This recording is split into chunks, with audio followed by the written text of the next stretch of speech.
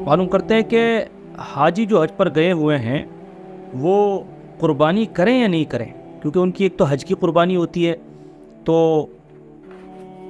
جو عید الاضحیٰ کی قربانی ہوتی ہے تو ان لوگوں کو قربانی کرنی ہے یا نہیں کرنی ہے۔ تو دیکھیے آج کے دور میں جو ہے یہ ہوتا ہے کہ اکثر جو ہمارے ہندوستان سے حاجی جاتے ہیں ان کو پہلے مدینہ بلایا جاتا ہے اور اس کے بعد وہ ایام حج میں مقیم ہو جاتے ہیں، مطلب اب انہیں کہیں دوسری جگہ جانا نہیں ہوتا ہے، ان کو وہیں مکہ میں رہنا ہوتا ہے۔ تو اگر قربانی کے دنوں میں وہ وہیں پر مکہ میں ہیں، مکہ کے آس پاس ہی ہیں اور کہیں 15 دن تک جانے والے نہیں ہیں، تو پھر ان کو انڈیا میں بھی اپنی طرف سے قربانی کرنی پڑے گی۔ اب اس کی ادائیگی چاہے تو وہ حرم میں کر لیں اور چاہے تو وہ وہیں پر بھی ادا کر سکتے ہیں۔ یہ جمشید بھائی ہیں، جسپور کے رہنے والے ہیں، حج پر گئے ہوئے ہیں، تو آج انہوں نے سوال کیا ہے کہ ہم جیسے یہاں مکہ آ چکے ہیں اور ہم یہاں پر ہیں، تو جو عید الاضحیٰ کے موقع پر قربانی ہوتی ہے وہ ہمیں کرنی ہے یا نہیں کرنی ہے، کیونکہ حج کی قربانی کے پیسے ہم جمع کر چکے ہیں، حج پر قربانی کر رہے ہیں، یعنی حاجی کیونکہ ایک الگ قربانی کرتا ہے وہیں پر جو حج کی ہوتی ہے، اس کے علاوہ جو مالداری کی وجہ سے قربانی واجب ہوتی ہے تو وہ کرنی ہے یا نہیں کرنی ہے۔ تو دیکھیے آپ کو قربانی کرنی ہے، کیونکہ آج کے دور میں مکے کے اندر اکثر ہمارے انڈیا کے حاجی مقیم ہو جاتے ہیں، لیکن اگر کوئی آدمی ایسا ہے کہ جو 15 دن قربانی کے دنوں کو لگا کر کے اس کے آگے پیچھے کے دن کو لگا لے چاہیں، اگر وہ 15 دن وہیں مکے کے ایریا میں رہنے کا ارادہ رکھتا ہے تو پھر اس پر قربانی واجب ہوتی ہے۔ اگر وہ مالدار صاحب نصاب ہے تو اسے انڈیا میں بھی اپنی طرف سے کرانی چاہیے، انڈیا ہو یا اپنے ملک میں ہو، اس کو ادائیگی کہیں پر بھی کرا سکتے ہیں، بس شرط یہ ہے کہ قربانی کے دن چل رہے ہوں۔ ایک اور سوال ہے، یہ وہ معلوم کر رہے ہیں کہ ایک جانور ہے چھوٹا اور وہ 6 دن چھوٹا ہے، تو جو 6 دن چھوٹا ہے قربانی اس کی ہو سکتی ہے نہیں ہو سکتی ہے؟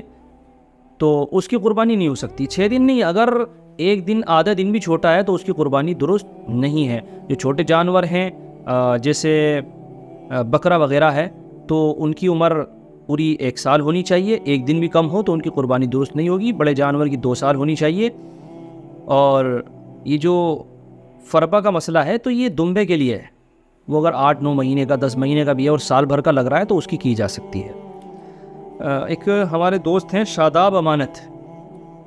تو وہ سوال کر رہے ہیں کہ جیسے ہم لوگوں پر ابھی پیسے نہیں ہیں لیکن قربانی بہرحال ہم پر واجب ہے، تو کیا ہم قرض لے کر کے کسی دوسرے سے، ہمارے پیسے دوسرے پر وہاں سے ابھی نہیں مل رہے ہیں، تو ہم اپنے بھائی سے کسی سے تھوڑا قرضہ لے لیں قربانی کے لیے، کر سکتے ہیں؟ بالکل کر سکتے ہیں۔ جب آپ اپنی ضرورتوں کے لیے قرض لے سکتے ہیں تو جو قربانی ہے اور اللہ کو محبوب عمل ہے اس کے لیے بھی آپ قرض لے سکتے ہیں۔ ایک یہ سوال بہت ایک دم الٹا سمجھ میں آیا ہوا ہے لوگوں کا، وہ یہ سمجھتے ہیں کہ غریب کا جانور اگر مر گیا ہے تو اس کو ڈبل لینا پڑے گا، اور مالدار کا مر گیا تو اس کی قربانی ہو گئی۔ ایسا نہیں ہے، یہ غلط مسئلہ سمجھا ہوا ہے۔ غریب کا جانور اگر مر چکا ہے تو اس کو دوسرا لینے کی ضرورت نہیں ہے، کیونکہ اس پر شریعت نے قربانی واجب نہیں کی ہے۔ اس نے متعین جانور لیا تھا تو متعین جانور لینے کی وجہ سے، جس طرح نفل نماز شروع کرنے کی وجہ سے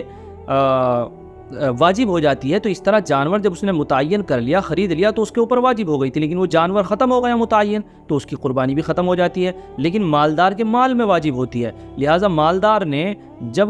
جانور خریدا تو اس کی بھی قربانی ادائیگی نہیں ہوئی ہے، وہ مر چکا ہے، اسے دوسرا خریدنا پڑے گا۔ لہٰذا اس مسئلے کو ٹھیک سے سمجھ لینا چاہیے۔ ایک یہ بھی آج کل سوال آ رہا ہے کہ بعض جانور جو ہے نا وہ بلوک وغیرہ سے ان کے اوپر مہر لگے ہوئے ہوتے ہیں، ان کا کان بندھا ہوا ہوتا ہے، تو معلوم کرتے ہیں کہ اس کی قربانی ہو جائے گی، یا کوئی حرج کی بات نہیں ہے، ہو سکتی ہے، ہو جائے گی قربانی۔ دم کٹے ہوئے جانور کے متعلق سوال کرتے ہیں کہ اس کی پونچھ کٹ گئی ہے تو کیا مسئلہ ہے؟ دیکھیے اگر دم کا اکثر حصہ کٹا ہوا ہے تو ایسے جانور کی قربانی جائز نہیں ہے، اور اگر اکثر نہیں تھوڑا بہت کٹ گیا ہے، اکثر باقی ہے تو کوئی حرج کی بات نہیں ہے۔ ایک سینگ ٹوٹنے کا مسئلہ بہت آتا ہے کہ جانور کا سینگ ٹوٹ گیا، اس کی قربانی ہوگی نہیں ہوگی، تو دیکھیے جانور کا سینگ اگر اس درجہ ٹوٹ گیا ہے کہ وہ ٹوٹنے کے بعد اندر جو مغز ہوتا ہے وہ نظر آنے لگا ہے، تو اگر اتنا ٹوٹا ہے تو پھر قربانی درست نہیں ہوتی ہے، لیکن اوپر کا کھول اترا ہے صرف، باقی جڑ باقی ہے، سینگ باقی ہے اپنی جگہ پر، تو اس جانور کی قربانی کر سکتے ہیں، کوئی حرج کی بات نہیں ہے۔ بعض دفعہ جانور لنگڑا ہو جاتا ہے تو وہ پیر کا سہارا نہیں لے پاتا ہے، تو دیکھیے اگر بالکل ہی سہارا نہیں لے رہا ہے وہ کسی پیر سے تو پھر اس کی قربانی درست نہیں ہے۔ البتہ اگر چلتا ہے اور تھوڑا بہت پیر کو ٹیک لیتا ہے تو اگر اس طرح کی کنڈیشن ہے تو اس کی قربانی درست ہو جائے گی۔ اسی طرح سے بہت ساری عورتیں ہوتی ہیں ہمارے یہاں پر جو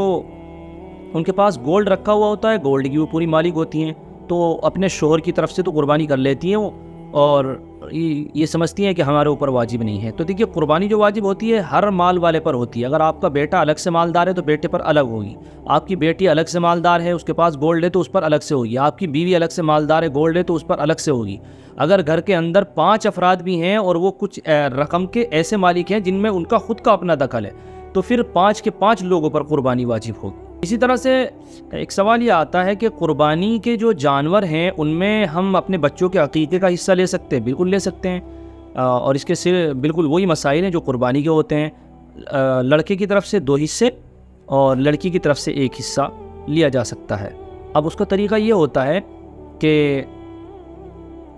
بڑے جانور میں جو لیا جائے، اگر 5 حصے قربانی کے ہو گئے، 2 حصے آپ نے اپنے بیٹے کی طرف سے عقیقے کے لے لیے ہیں، تو کوئی حرج کی بات نہیں ہے، کیونکہ اصل اس میں قربت کی نیت ہوتی ہے، اللہ رب العزت کا تقرب حاصل کرنا، قرب حاصل کرنا، تو یہ نیت اصل مقصود ہوتی ہے۔ اس میں بہت سارے لوگ اعتراض کرتے ہیں اور وہ طرح طرح کی دلیل بھی دیتے ہیں، لیکن وہ ٹھیک نہیں ہے۔ قربانی کے جانور میں عقیقہ کیا جا سکتا ہے، کوئی حرج کی بات نہیں ہے۔ کچھ لوگ معلوم کرتے ہیں کہ ہم اپنے مرحومین کی طرف سے کرنا چاہ رہے ہیں، ابا کی طرف سے کرنا چاہ رہے ہیں، وہی ہمارے بڑے تھے، انہی سے محبت۔ یہ چیز غلط ہے۔ قربانی کا تعلق اصل زندوں سے ہے، جو لوگ زندہ ہیں اور ان کے اوپر مال ہے، اللہ نے انہیں مال دیا ہے۔ مال کا مطلب یہ نہیں کہ آپ پہ بہت زیادہ ہے، مال کا مطلب یہ کہ جو آج کے دور میں کوئی 40,000 روپے کے آس پاس اگر آپ کے پاس میں ہیں تو پھر آپ کے اوپر قربانی واجب ہوتی ہے۔ ہم جذبات میں نہیں، ہمارے تو ابا ہی بڑے تھے، ابا کی طرف سے کرنی ہے، اس طرح جذبات سے کام نہیں چلا کرتے بھائی۔ یہ شریعت کا حکم ہے، شریعت جس طریقے سے کہہ رہی ہے اس طریقے سے مانا جاتا ہے۔ اپنی واجب قربانی ادا کرنے کے بعد مرحوم کی طرف سے آپ قربانی کرنا چاہیں تو کر سکتے ہیں۔ کل میرے پاس ایک فون آیا، وہ کہنے لگے مفتی صاحب یہ اپنے مرحوم بھائی کی طرف سے کر رہے ہیں، ابا کی طرف سے نہیں کر رہے ہیں، تو یہ کوئی ان کے لیے جائز ہے؟ بھائی کیوں نہیں جائز؟ کر سکتے ہیں، اس میں کیا حرج کی بات ہے کہ نہیں ابا پہلے ہیں، میں نے ابا پہلے ہیں، وہ اب تو جا چکے ہیں، ان کی مرضی ہے، وہ ابا کی طرف سے بھی کر دیں نہیں کریں، یا ابا کو بھی اس میں ثواب میں شامل کر لیں۔ تو یہ جو مرحوم کی طرف سے قربانیوں کا مسئلہ ہے، قربانی ہو سکتی ہے، ثواب آپ پہنچا سکتے ہیں، لیکن پہلے جو لوگ زندہ ہیں جن پر واجب ہے ان کی قربانی ادا کرنے کے بعد۔